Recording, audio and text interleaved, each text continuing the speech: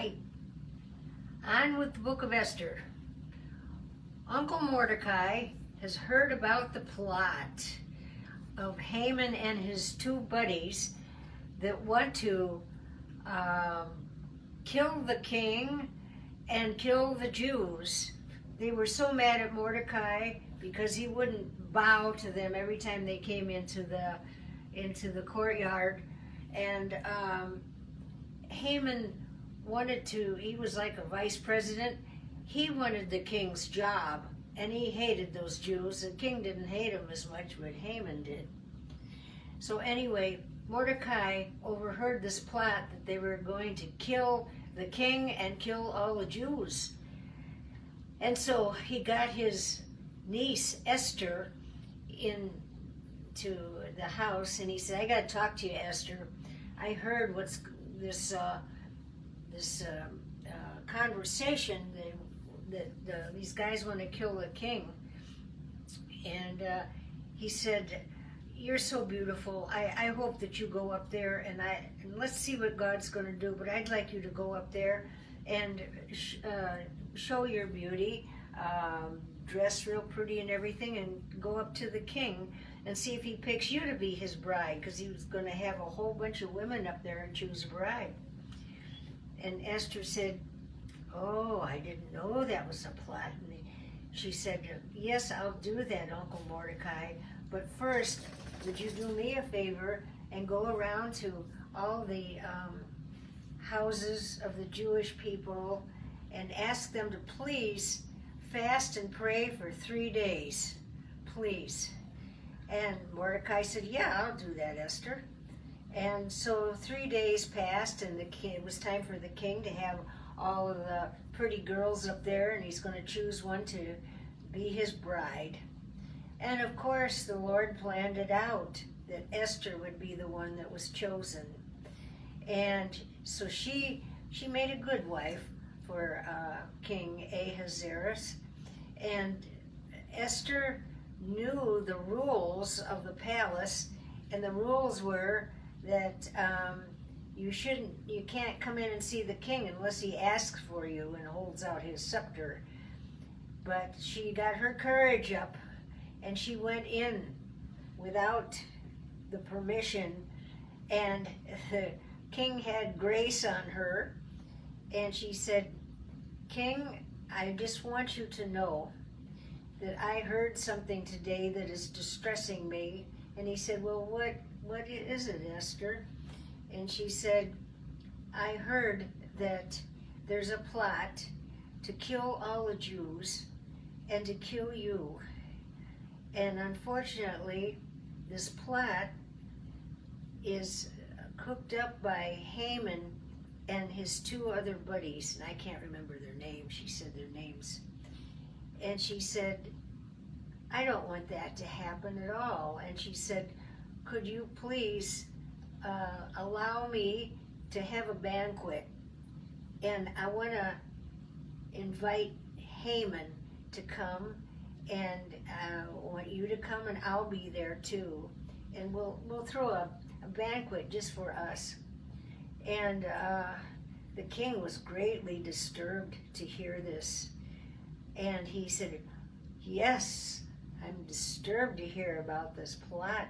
Let's have that banquet. Ruth said, I have an idea. And he said, okay, I'll give you a chance. And so it came time for the banquet, and sure enough, they invited Haman up there, and they were feasting, and then after dinner, the king was kind of full and feeling good and everything, and leaning back in his chair. And Esther said, you know what, hubby of mine, she said, I have a wonderful idea. Don't you think that it would be nice to have some sort of recognition for the man that you feel has been so good to you all this time? And we should have a parade maybe, and put him on a horse, and have musicians in front of him, and a robe around him. And well, Haman thought that they were talking about him. they thought they were talking about Haman. And Haman chimed in. He says, I think that's a good idea, Esther. What do you think, King? And the king says, I think it's an excellent idea. So the king got up from the table and he went over to the window and he saw Mordecai sitting down there by the gate in his chair, in his usual spot. And he said, Mordecai, can you come up here, please? Well, Mordecai didn't know that, King Ahasuerus didn't know that Mordecai was Ruth's. King Ahasuerus didn't know that Mordecai was Esther's uncle. There, I got the name straight finally. And so he was shocked to find this out. If the Jews got killed, that meant his wife, because he had to, stick to the decree if he made this decree. And so anyway, the King Ahasuerus said, Mordecai, come up here. I want to talk to you. I got a surprise for you. Well, Haman's sitting back in his chair wondering, well, what's this surprise all about? Mordecai came up, and the king said, don't you think that it would be wonderful to just really honor a man that's been doing so much in this kingdom? And Mordecai said yes, and Haman said yes, and the queen said yes. And he said, well, that's wonderful, because Mordecai, that man we're going to honor, is you. And Haman was shocked. He was so taken back. He thought that the king was talking about him. He had a lot of arrogance in him, and he thought the king was talking about him. And the king was talking about Mordecai. And so they did that with Esther's uncle Mordecai. They put him on a white horse. They had trumpeters in front of him, and they went through the streets. He had on the king's robe, and they honored Mordecai for being like best citizen of the year or something like that. Oh, Haman was seething. Oh, he hated Mordecai more than ever now. He hated the Jewish people, and he hated the king now too. So it came up time. There was another feast coming on with more people and everything, and Haman was there, but he was not a happy man. But when he went home after that first banquet, he told his wife all about his hatred for the Jews, and that he thought he was going to be the next king of Israel. And oh, he was so upset. And she said, well, honey, why don't we just build a scaffold and hang King Ahasuerus, and then your other two buddies can help us get rid of the rest of the Jews. We don't like Jewish people, we'll just kill them off. And Haman thought, well, that's a good idea. So he got busy, and some men, and they were building like scaffolds and things, and just awful. So in the midst of all of this, Haman went to the banquet.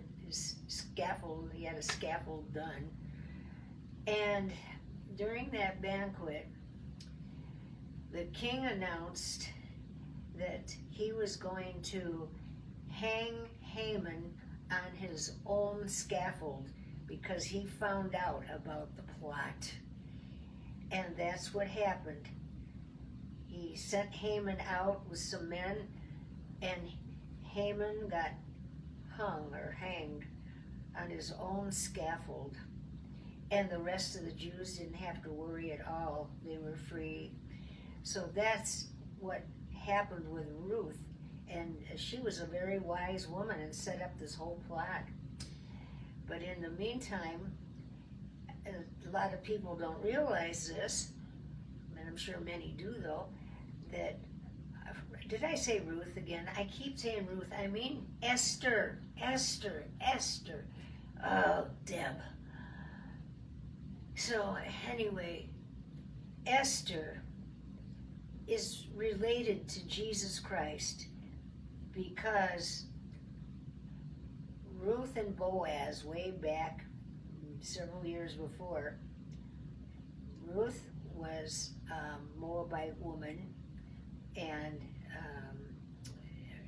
Boaz was from Bethlehem. He was a Jew and a Gentile. They got married. They both loved the Lord, though, and they had a baby boy named Obed. Obed had a baby boy named Jesse.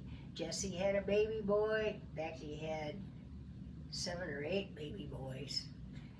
And one baby boy he named David, the shepherd boy who killed Goliath and became the king of Israel, and who also became the great-great-great-grandpa of Jesus.